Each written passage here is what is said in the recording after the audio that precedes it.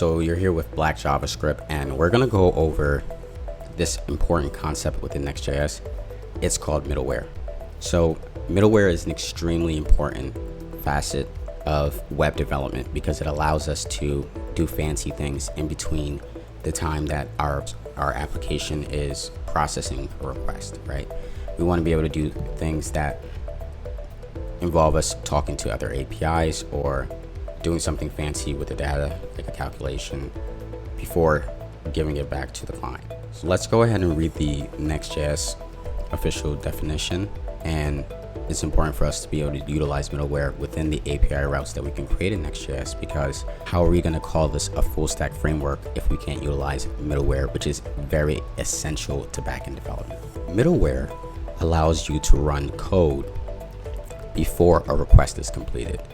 Then, based on the incoming request, you can modify the response by rewriting, redirecting, modifying the request or response headers, or responding directly. Middleware runs before cached content, so you can personalize static files and pages. Common examples of middleware would be authentication, A/B testing, localized pages, bot protection, and more.